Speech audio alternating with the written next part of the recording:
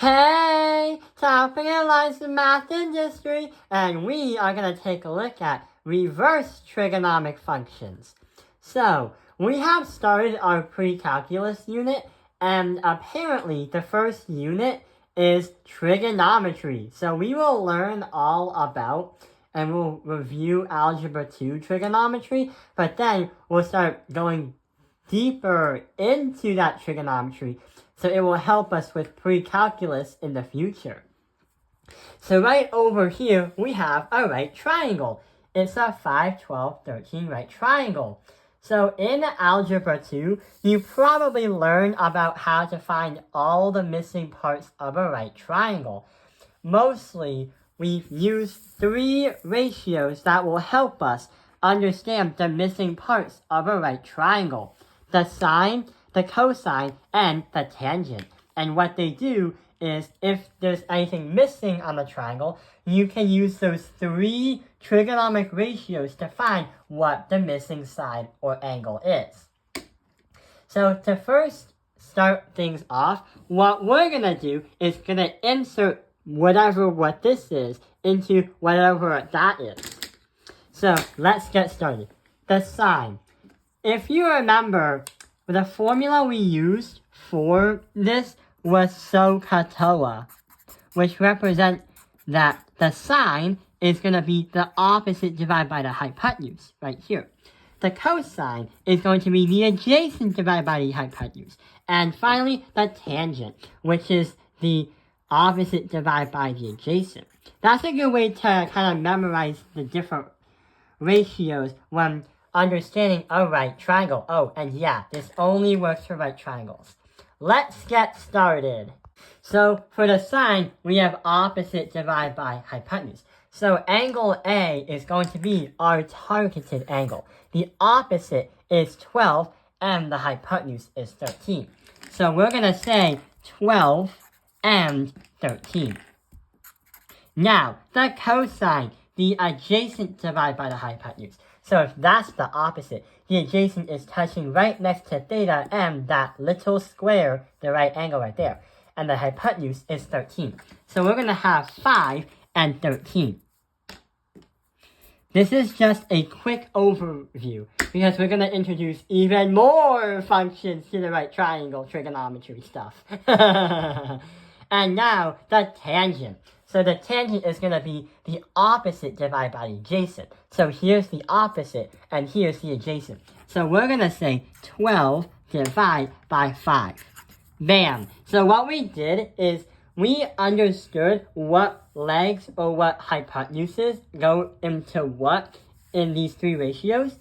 We're not going to solve them, but what we are going to do is use this knowledge to advance what reverse trigonomic functions are. Well, let's see what happens. So we've learned about this in the past, like algebra, algebra 2, geometry, but we've also learned about if you were to have all the sides of a right triangle, but don't really have any of the angles, like if you have like a missing angle and you want to find that, then basically you use the inverse of it. So this would be helpful when trying to find the sides of a triangle. This would be very helpful if you reverse the effect and the formula and try to find the information of the missing angles. But hang on, we have just these 3 things. The 3 things, or the 3 new trigonomic functions, are going to be right over here. But wait, hang on. What is a cosecant, a secant, and a cotangent? What is that? How are we going to continue this math video? I don't think we can do it. I think we can't do it. But wait, I think we can do it. So right over here are 3 new trigonomic functions. And what they are is, yes, they're reverses of trigonomic functions. They're reverses of what these things are right here. But instead of calling it reverses, they're actually called inverses.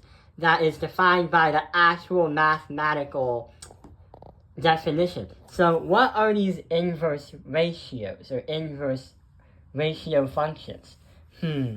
What they do is they help mathematicians in more complex ideas, not just for right triangles, but to understand the angles of something that may make a right triangle, or in shapes that may have the same kind of mathematics. We'll get to learn how to use these new ratios more in the future as we proceed with the pre-calculus lessons. But what we're going to do is, before we understand what is what, we need to understand what they are. So just like sine, cosine, and tangent, these things right here also have symbols with them too. So CSC is going to be called the cosecant, which is kind of weird to say. And it is the hypotenuse divided by the opposite. Wait, hang on. If we do the SCE, that is called the secant, and that is the hypotenuse divided by the adjacent. For the COT, that is going to be the cotangent, which is the easiest to say, which is adjacent divided by the hypotenuse. But wait, I've seen a little pattern. If you compare these, and if you compare these, and you place it right here, you realize that this is switched, these are swapped, and these are swapped, which means that cosecant is going to be the sine. The secant right here is going to be the inverse of the cosine. See how they're different, but they're opposites? And the cotangent, the easiest one to say, is going to be the tangent, but inverse. See how they're different? So here's what happens. If these are inverses of these, what we're going to do is we are going to see how they relate. So it's kind of easy, because yeah, we needed the triangle, but since we have information of these, we can now find the inverse. So in reality, for the cosecant, it's going to be 12 divided by 13, because that is the hypotenuse, divide by 12. So that is going to, it's an easy indicator. What about the next one? For the hypotenuse and the adjacent. So for the hypotenuse, we said was 13, and the adjacent is 5. So to find the inverse, we're going to say right over here, where's the blue marker? Where's the blue marker? Got it. 5 goes on top, and 13 goes on the bottom. And for the cotangent right here, and the tangent right there, we have 12 over 5, so this now becomes 5 over 12. So what we just did is find the inverses of this right triangle, but with 3 new trigonomic functions. Right over here, and right over here, but expanded in information. So we have understood in a simple way, and in a simple lesson, how these 3 things apply and how to find them.